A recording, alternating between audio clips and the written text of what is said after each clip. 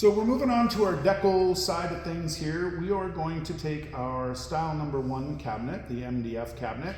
It's probably going to be one of the harder one to decal on the front, but overall it'll probably be the easier one to decal because it's a lot smoother and it doesn't have that wood grain that I keep showing you. But we want to clean things off and I want to show you the tools you're going to need. So there's a possibility you'll need a squeegee. I personally don't use it. I find that it'll scratch the laminate that we put on the decal. If you want, you can try to use like a little, there's a felt cover for this that'll allow you to do that too, but if you press too hard, it'll still scratch it. So I tend to just want to use my fingers on it.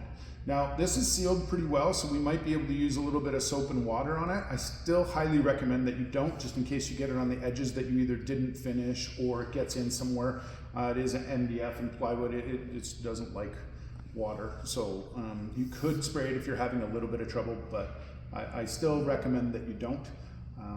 Yeah, so get a nice sharp X-Acto knife. You're gonna need some sort of cleaner to wipe off all your dust and stuff. I highly recommend not using something with alcohol in it. That might get rid of or wreck the backing on your vinyl decal when you start putting it on, so you wanna have something that's alcohol free. This stuff from Costco is pretty good. It has a little bit of alcohol in it, but I find that it doesn't give me any grief whatsoever. That evaporates really quick. Also, we've pre-cut our decal up here on the roll, which we'll get to in a second, but we have our T-mold chosen already as well. So we get the silent hammer ready to go. With that all said and done, what you want to do is put on your decal, and before you move on to the next decal or flip it over, that type of a thing, you want to put your T-mold on, because what it's going to do, it's going to protect the side of that decal, so it won't peel off, chip, do whatever. So then once you're done that, like that side is done. So we're going to do 2 birds, 1 stone kind of thing, and yeah, we're going to get going so you guys can see the time lapse of how this is going to work. I'm going to do it in real time, so if I run into any problems, that type of a thing, we'll slow it down. I'll walk you through it, show you what's happening. The reason why I say that is because we are probably, since this is lacquered, we are probably going to get some like bubbling, wrinkling and stuff on there, and then you're going to want to go really slow, peel it back, take your time, go like, if it's your first time doing this, go millimeter by millimeter. If it's not and you know what you're doing, I wouldn't do more than ½ an inch at a time. Just kind of keep going across, that type of thing, because if you press too hard, you're going to stretch your decal and you're going to get a ripple effect like that. Or if you don't get your straight line on the bottom here when you first start and keep it loose, you might go the opposite direction where it gets too tight. So you don't want to bend everything and do all that from that point. So the way you start this thing is going to be basically the way you're going to end it. So if you're off by a millimeter or a ½ of an inch down here on your line, up here you're going to be off by 1.5 inches, right? Millimeter, you're going to be off by a ½ of an inch. So you'll see that that's why we print our decals kind of a little bit wider. We don't do the exact shape and cut it out like that. We do a rectangle just in case it moves one way or another. This decal has a lot of square lines and all that fun stuff, so we have right angles to work off of. So I will get started on that. When you're spraying these things, and you're doing the wipe off on here, just do a little bit of spray, do it on the actual cloth or your whatever you're using. Don't spray it directly onto the machine itself or the cabinet itself. Guess it's only a cabinet until you put stuff in it, then it becomes the machine. All right, so make sure you're in a dust-free zone. Don't kick everything up. We prepped the ground around here before we did this so that it wouldn't give us any grief. We don't want any stuff underneath these. So when I'm decaling this, if you get to a point where you have to start peeling back because you're getting bubbles and stuff, if this isn't hard, like I said in a previous video on our little outro, I let it dry for like 48 to 72 hours over a weekend. If you only let this dry for like 4 or 5 hours and try to start put a decal on there, it's still going to be fairly wet enough and hasn't adhered or seeped into the wood that well and hardened. So it might peel off if you get to a point where you have a bubble and you have to backtrack and peel off. Once that happens, you're pretty much hooped. There's going to be some weird crack thing there and you can't fill it and it's going to be an issue. So line up your decal, do it however you want. I'm gonna set myself up the way I want it. Make sure that I have all my lines, everything's straight. I'm gonna do this by eye because I've done it 1,000 times, literally.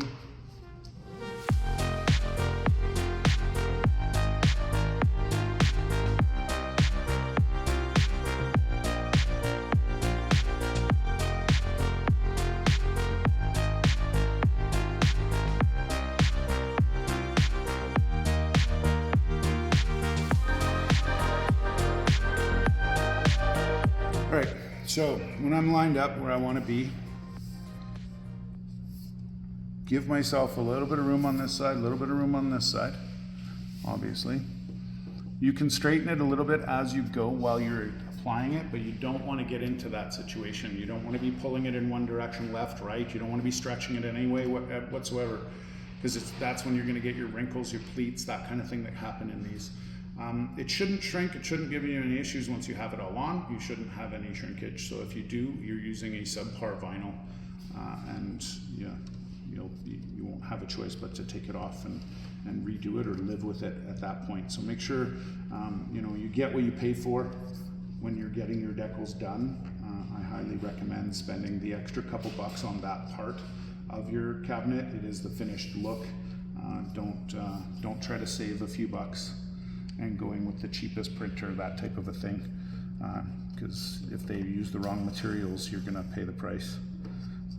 If it's your first project and you don't really care, that's up to you. So what I'm doing here is trying to get my right angle on my line the way I want it.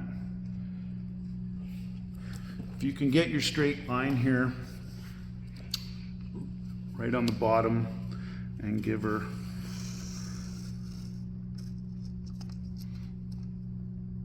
you can get it nice and loose across that threshold.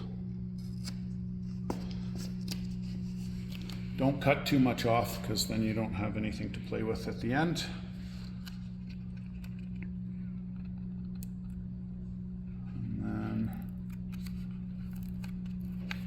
Kind of peel it all back and try to get the line right off the hop.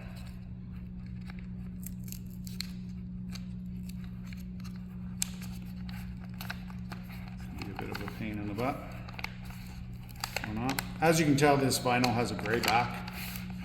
The benefit to that is that you get a nice darker, deeper print on it. You're not going to have anything showing through. Type of a thing. All right, so I'm taking my time, trying to get this corner just perfect. Don't press a lot on here because you don't want it to stick and stay just yet. Okay? Just in case you have to pull it off.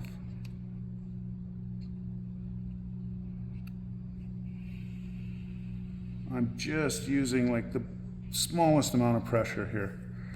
All right? Okay, so I'm happy with that right now. So as you can see, I'm doing like a 1/8 of an inch at a time, kind of just taking my time across, right? You want to get all your air out of there, right?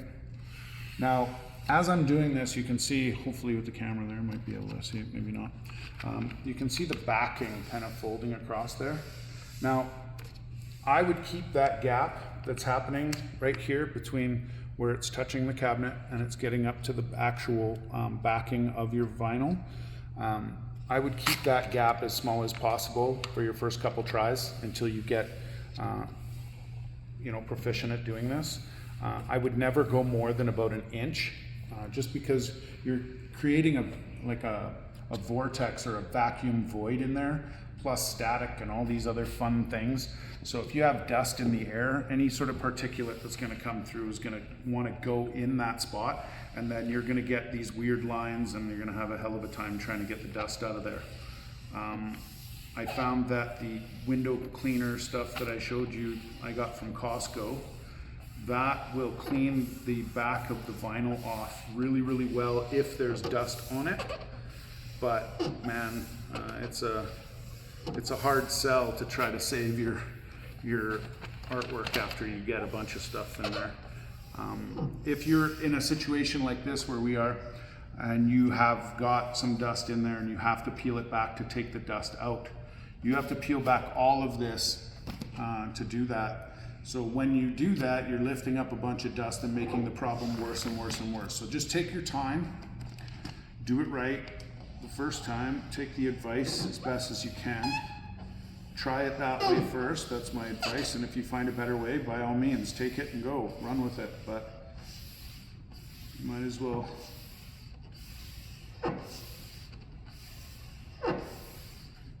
give it a try the way you were shown to do it. Okay, so I've got a dust spot in here, so I'm going to show you what I'm going to do. I don't know if your camera can pick it up, it's like right there. Okay, so we want to see what that is. You want to be very careful at this point on this side. So the reason being is that you don't want to peel off your lacquer. Okay. Now you see I'm trying to pull it off evenly and not just in that one little spot. So you can see it right there. All right. So that got a vortex while I was doing some things, not paying attention. So this is the tricky part. There's a number of ways to do this. I don't like any of them. So you want to stay away from this situation altogether. Get it so you can see it in the light, and then you want to take an X-Acto knife of some sort, go across, and drag it out. Don't cut your vinyl, don't get stuck on your vinyl. That backing will stick to the blade and then you cut through it, so you don't want to do that. You can take a little bit of soap and water, just like a drop in a big thing of soap and water, dish soap and water, and you can try that. That should be able to let you play around with it just a little bit. But once you do that, that takes a little while for that side to get good. So I've got the spot out, I can feel it. But what it's done is when you press too hard as you're going, it'll dent that the laminate on the top. So this laminate that's on top of this decal is like the 3M laminate that you put on the front of your car that's clear when you buy a new car. So that stuff is kind of malleable and whatever. What happens with that's a good thing, is you can like wash this thing off with diesel at the end of this if you'd want. I wouldn't suggest doing that. But if you cut it for any reason, you know, nick it, that type of a thing, it's somewhat self-healing. So this will go down after time. It's just made a mark now, but it will go away over time. So like I was saying before, don't press too hard when you're going through this, but you have to press hard enough that you're not going to get any bubbles. But all in all, it's going pretty decent.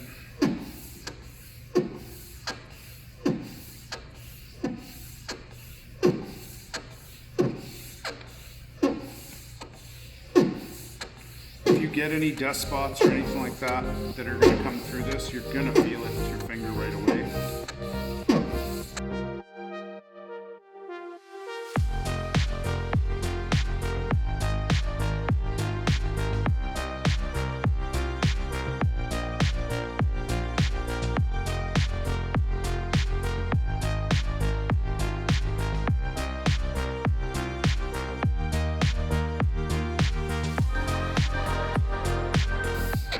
And as you're going along too, you should be able to feel your edge and make sure that you're not going off the rails or whatever. If you're off by a millimeter or so, doing it this way, it's not a big deal. If you don't have enough bleed, like extra decal on the end there, then you're gonna run into real trouble. So that's when you can kind of pull your decal one way or another, just a little bit. But yeah, you wanna make sure you measure twice, cut once.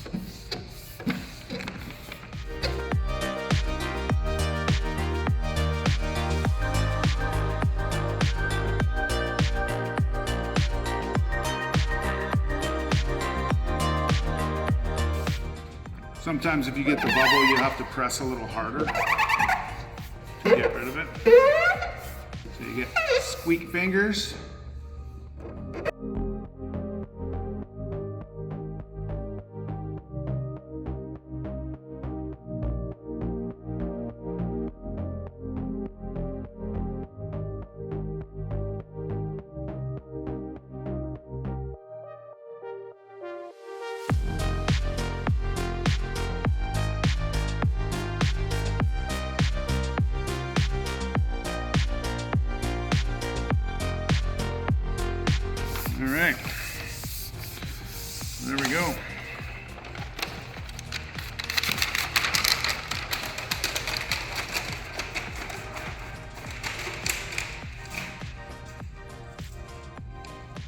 All right, so there's multiple ways of doing this. I'll tell you why I'm doing it my way and not the others. One is you can take the excess of this decal, vinyl, decal, and bend it down and then put it down into your channel for your T-mold here, okay? If you do that, what'll happen is it'll bubble your edge when you hammer your T-mold on. If you're not having too much in there, it will bubble that edge on the side a little bit, and it'll give you little wrinkles all the way around over time. If you do it really well and you have lots of experience doing it, it might work out for you. But I strongly suggest not doing it that way. The only danger to doing it the way I'm going to show you and the way we do it is if you use an odd type of vinyl that shrinks over time. So you don't want something that's going to shrink over time. It shouldn't shrink over time, especially if it's laminated, but it will depending on the temperature and humidity and where you live and that kind of thing. So we're going to cut this out and show you how that works.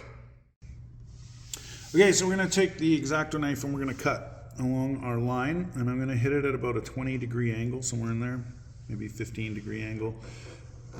Make sure your blade is sharp. What I'm doing here that you got to watch and worry about is not to gouge into your wood while you're doing it. Use it as a guide only. Don't press the blade itself into the wood. All right, so you don't want to gouge into that. You want to get the right exact side of that. So earlier, when we built these cabinets in our previous lesson and everything else, I told you not to sand the edges and stuff, to break them, to make them round. This is why, because we want to have a sharp edge on there so that it has basically a guide in the end for us to do this. So all the little things that we teach you in the beginning always come out in the end in the wash and show you why we do that. It's hard to do it without actually showing you at the time while going through it. So you'll have to bear with and trust me on this. So this here, sometimes you can get a little hair of decal off of there. You didn't get all the way there. You can see just a little bit. What you want to do is rub your finger across it, as you saw me kind of doing. The reason for that is you want to make sure there's no lip there, because that causes that bubbling that I was saying with the T-mold. And if I get that happen when I do the T-mold, I'll show you how it does it and why before you get into all that fun stuff. Okay, so you want to take as much off as you can without damaging it. Make sure your blade is sharp. Now, this one here will have a little bit of waste. When we do these machines on the larger scale, when we make them full size, we decal them like this and we reuse the decal space that I'm cutting out here for other spots on the machine itself. And yes, it does line up and yada, yada, yada. We do make it work. It is good.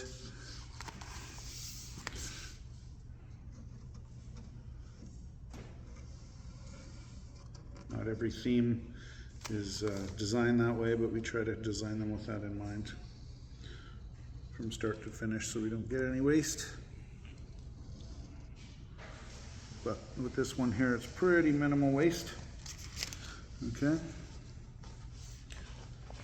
Any edges you get a little bit of fur and that stuff, you should be able to press it out with your finger. You should be able to go over it again a couple of times here and there. I think my knife is getting a little bit dull. So I'll change it before my next decal.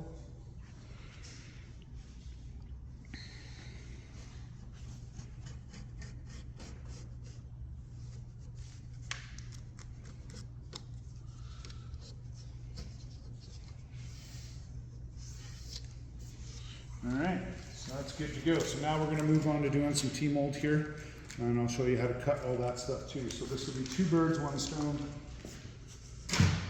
and we'll get started right away.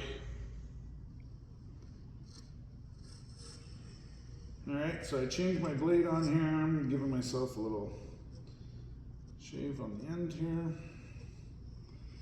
All right, so T-mold. Pretty simple, lots of videos out there about T-mold. I've got a lot of videos out there. We've actually done a decal on one of our machines that we do for our customers. That's on the melamine that shows it going on actually a little bit easier and that kind of fun stuff. But the T-mold from start to finish on this will be pretty simple. It's part of the reason why I'm making them small. But basically what I'm going to do on this side here, since that's obviously not cut straight, that's just off the roll, this is how it came. I'm going to give it a little extra. Okay, I'm going to just tap it in.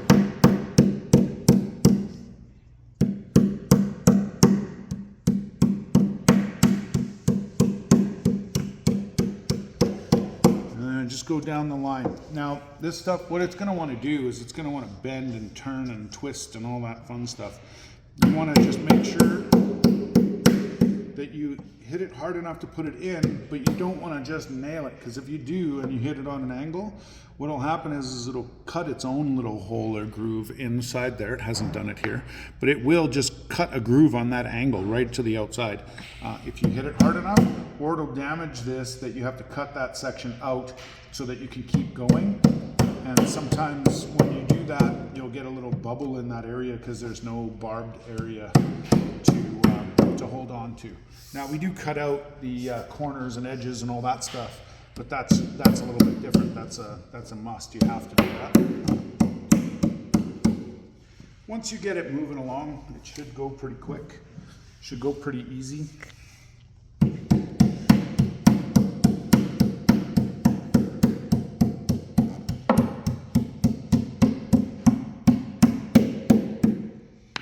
All right, so this one's a tight corner. This was one that we modified at the end here. So what I'm going to do is I'm going to do 2 of these. Normally you only do 1. I'm going to do 2 just for funsies, because I want this to actually like stick in that corner. And like I said, when you take this stuff out, then there's nothing left to hold it. So this one's going to be a tricky one because I've got just this little piece that I've got to hammer into this corner. Okay, so. Now, when I'm going around the corner here, I'm not pulling on this. You just want to let it do its thing. Leave it as loose as possible when you do it, and just let it go around the corner on its own. Okay? Now, the reason why I say that is because if you pull that tight, what it's going to do is this will shrink over time when it dries out, because the plastic will dry out over time. And then when it shrinks, it'll either crack, bubble, or do something really wonky in this corner, or it'll start from the bottom there and then pull these corners out so that it's not, you know, pushed right in nice and that type of a thing. So don't stretch it if you don't have to.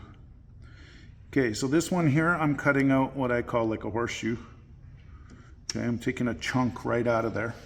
So what I want is, the reason why I'm taking that out is because I want to go on a 90 and it's going to buckle to itself if I don't take that out. Okay, so you want to watch the way you put that in. Make sure there's no chunks in there. Hit it. Now, this is past the, like it's not quite a 90 here. It's probably like 85 degrees, that kind of thing. You're always going to get a little bit of a bubble there. That will dry out over time and get sharper and sharper and sharper, like I said.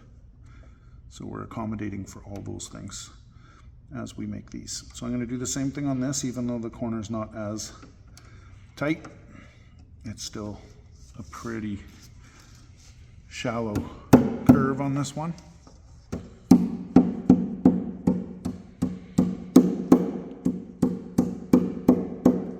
Okay, so if I hammer this in, it will go in nice and it'll be fine. I usually just, since it's somewhat tight, I'll cut 2 little grooves in there so that it won't bend. I guess bend is a bad word, not bend, but crease. I don't want it to have a crease line or something like that in it, right? Basically, this is pretty rigid and you want to just relax it. So when you do that, when you cut those little slots in there, it gives it that little bit of relaxation.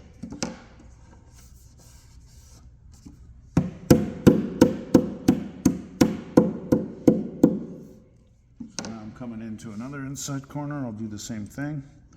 I always do 2, never just do 1. 1 seems to force that crease, where the 2 will compensate for it.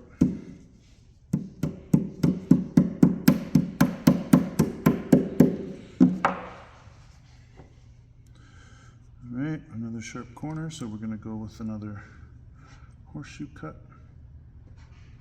Be careful not to cut your fingers on this when you do this.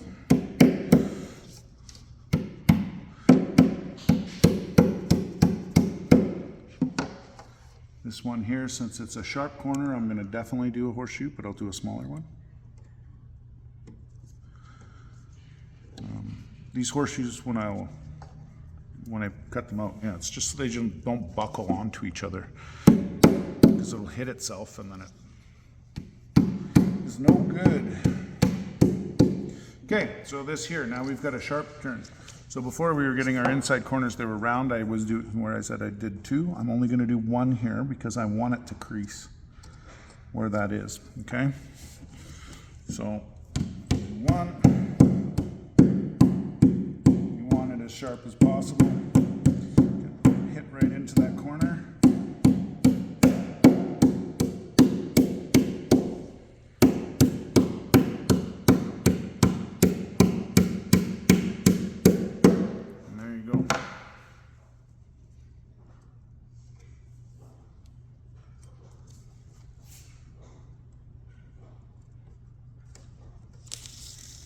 All right, and then on this side you can do the same. Just use the wood as a guide and gently press your X-Acto knife downward away from you, and you're good to go. So you got a nice little, perfect little cut there. And then it's flush with your decal, so your decal won't peel when people put their hands on it. And you're good to go. Okay, so we're starting all over again on the other side here. Now I'm basically just spinning and turning around, you know, doing side, front, side. I'm going to show you kind of 2 things at the same time for a technique on this one. So one is, on the front here, you can put the decal on before you put the T-mold on. So we're going to do that for this side, so you see how that's done. And then one after the fact, so that if you're putting it on after the fact or doing whatever, you get to kind of see 2 different ways of doing it. It's definitely easier to do it before you put the T-mold on, especially if you don't have any experience. So I would do the front first before you did that.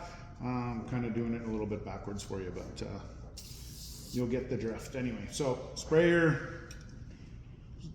cleaner on your rag first, and then wipe it off. Get all the dust, get any grime, fingerprints, oils, that type of thing off of there. Don't spray directly onto your project because you don't want to get water or any liquid inside those T-mold grooves or any places where you don't have any paint. Wait for everything to kind of dry off, evaporate, so on and so forth, and then we'll look at our decal. So I've pre-cut this. I've given it an extra inch total that I needed, maybe an 1.5 inches total that I needed. I'm going to center it out on my own, and we're going to go down. Now this one is very odd. This is the reason why I don't usually build them this way. Part of the reason why I put the T-mold on this side first, because we usually butt right up to the wood, like our style number 2 gives you that 1/4 inch that comes past this. To build them flush like this, we don't usually do that in-house. I just wanted to show you those options.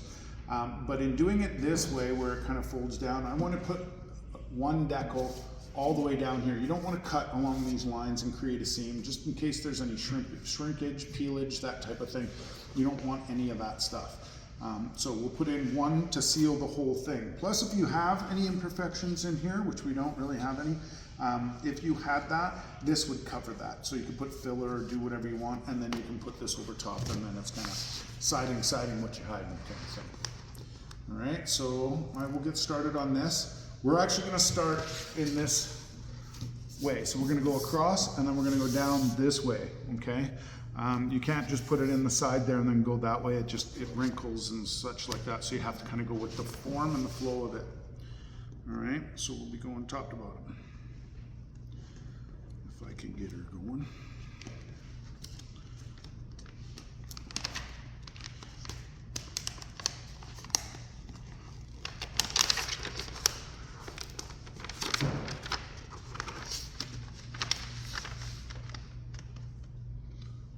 Okay, so this is the same as the other one that I was telling you about. You got to start off and you got to be as nice as possible.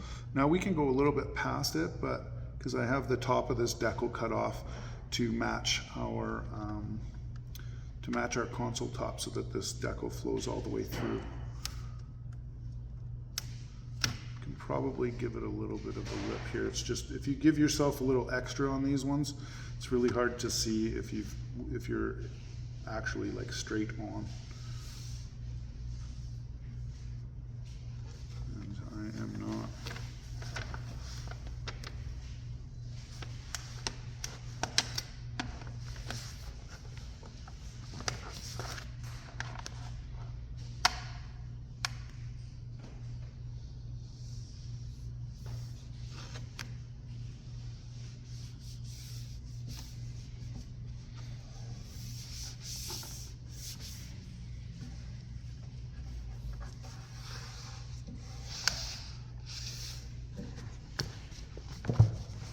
All right, so here we go. Moments of truth, eh? Sometimes. So just this shape it's in itself is super tricky. You can get ahead of yourself. There's lots of angles to account for and all that fun stuff while you're doing this.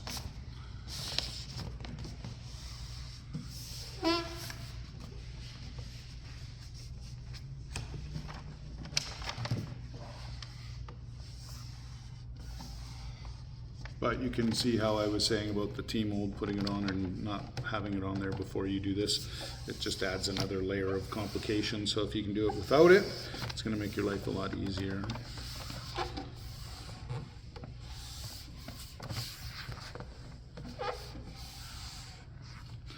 I am, on the other hand, very, very happy that these decals, as soon as I start to peel them back, they're not ripping apart my paint job that I have underneath, like I've seen happen in the past. So this paint is taking very, very well. Okay, now you'll see I'm not passing this spot by any means. Where it's actually going down, I'm not pulling back too much because I don't want to have any bubbling in there. I'm only going to use my finger. You can use a squeegee if you want, but I have a feeling it'll scratch this, so I don't want to do that. I'm taking the chance to just do it with my finger because I can get it in there, but I am pressing this almost as hard as I can in that spot, just ensuring I have no bubbles and that type of a thing first. Of course, you're going to give me grief right in the corner, aren't you?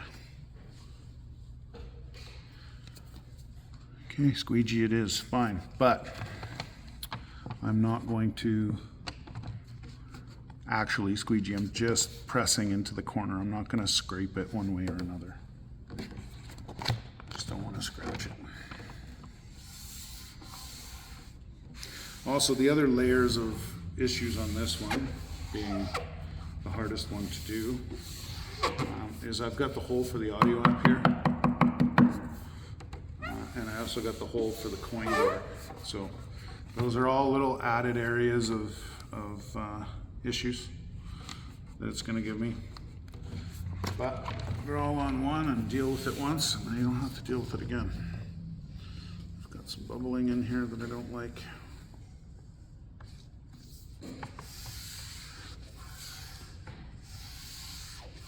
Just honestly be patient with this and take time with that. You might have to, it might sometimes feel like you're fighting with it, but it's just the way it goes. That's part of the job when you do these things. For some reason, this bubble just doesn't want to go away. But just be patient with it. Go back, go back, go back.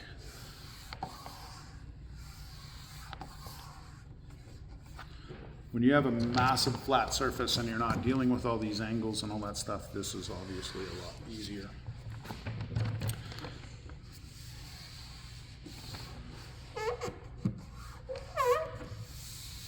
But I want to show you a little bit of everything here, so you can, if you run into this problem, depending on your situation, you might at least have something that you're doing that's fairly close to these type of angles and going around these holes and doing that kind of stuff. So if you're not following along and actually building one of these ones, then you can adapt these techniques to your stuff as well.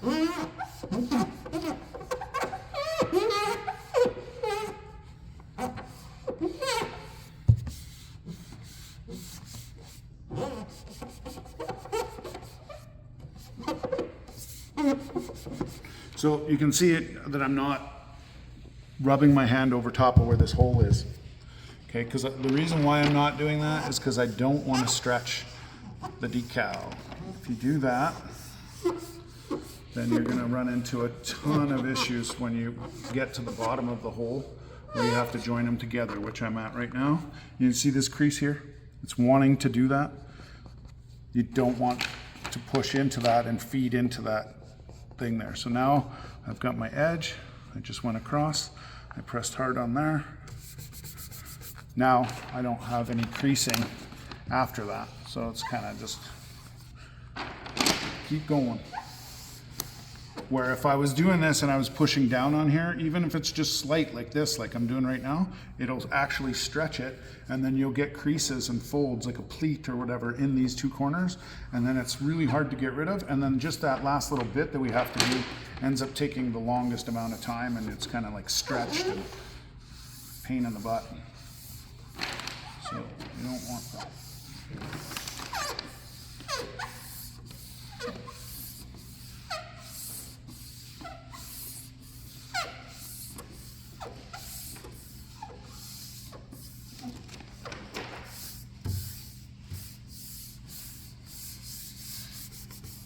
Holy smokes, it measured out right. It's nice.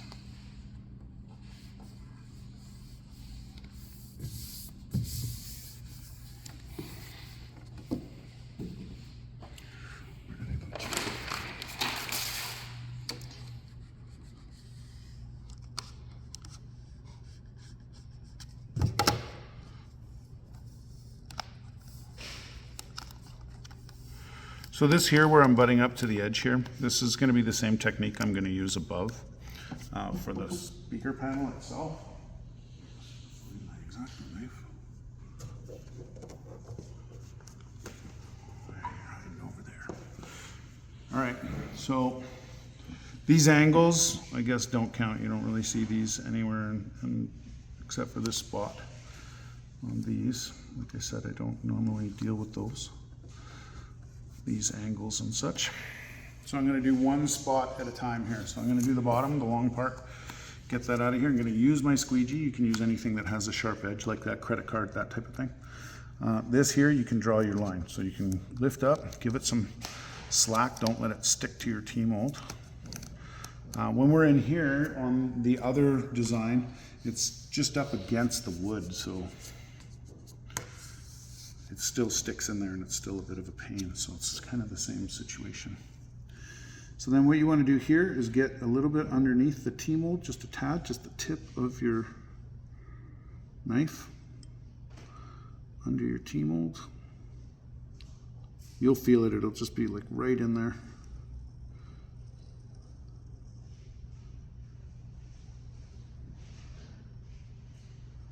Using this angle that I just used, it's actually cutting it a little longer than if I go this route, straight down, right? And then it'll kind of get in there a little bit better.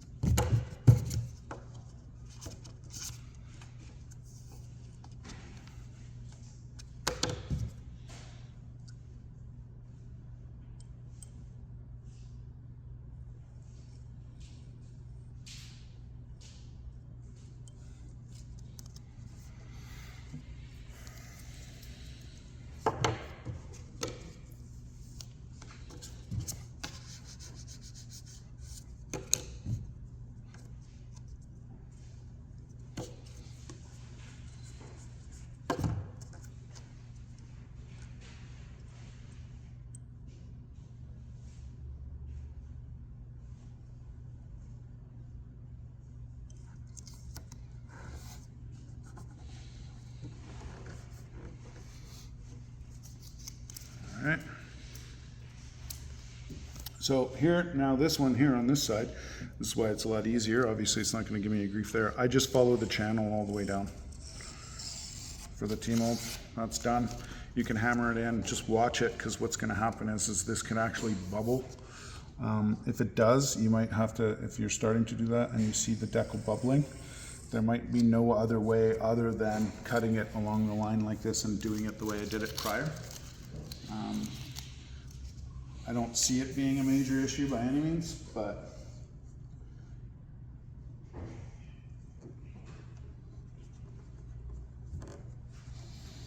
all right, now let's do these holes. So just follow them lightly. Go in the edge, you'll hear the X-Acto knife grind in there. You don't want to use like a utility knife or anything like that. You want something that's more precise, like this thing that I'm using now. You can find this at Home Depot, Michael's, that type of thing. Now there's another way of doing this one too. We've tried it. I'm not a huge fan of it. It's kind of okay, but you could cut it and then fold them in, like, you know, 4 corners, and then just cut them off the back, so you can leave that. I just find on the inside here it doesn't hold very well, so it starts to peel off over time. So if you thought about doing that, I'd probably stay away from that. The rest of this here, I can probably just fold this over because my console is going to be right up against there, and the artwork is going to continue. But that way you can give it a little extra stuff just in case there's any shrinkage. You're always going to get shrinkage no matter what over time. It's just, this stuff dries out, it's just the way it is. All right. This one here doesn't matter as much because it has a big flange on it that'll cover up any mistakes or gouges or cuts you might make on this. So you get a little bit of freedom there if you want to just do that one.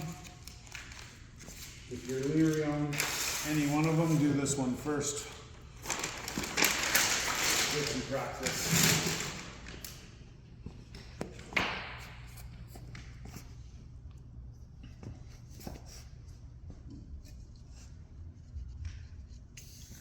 Alright, so say we're good to go on to the next.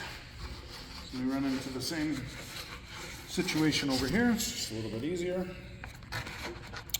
So I am going to go with, let's see if I'm going to flip it over. I want to play around with that. So before, where I was saying I use leftover decal for leftover things, this is one of those things. I'm going to show you another technique of doing this, a little bit of a different way. Should I be able to fit the frog to line up?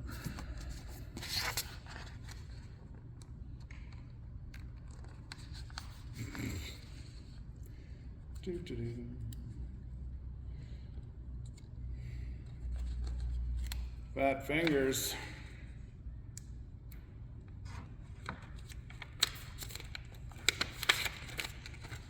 Okay, so what I want to do is have this frog in the center as best I can to get Frogger in there.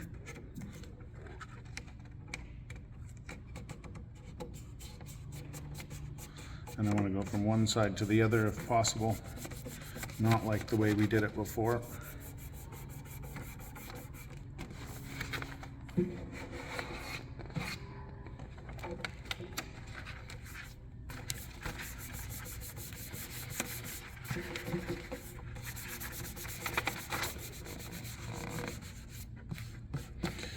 But this is where I say don't go over that hole, like don't push into your hole, just kind of push your edges out.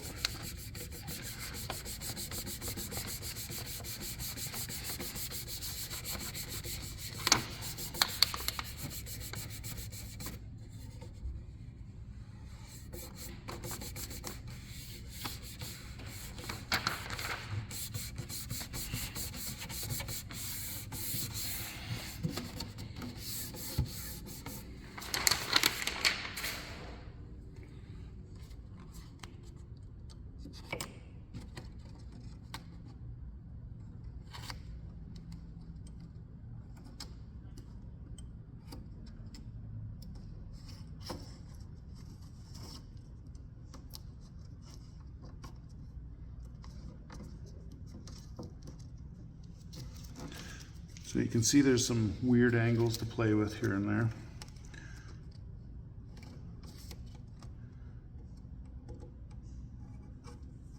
So cut off the easier stuff first that you have access to.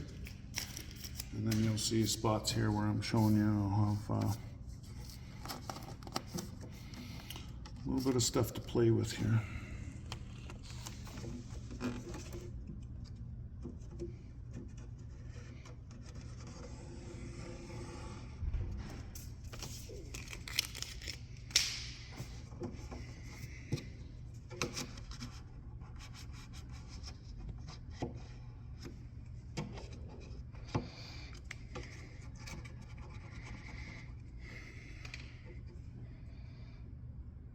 So this side with the T-mold, it actually is going to help me on this side. Whether the other side, it will not. Being bare, it's going to make it harder.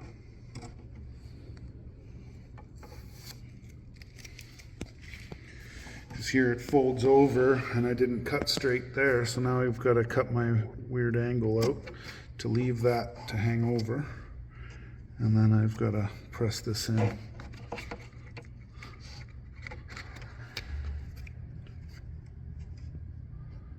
Cut my angle. All right.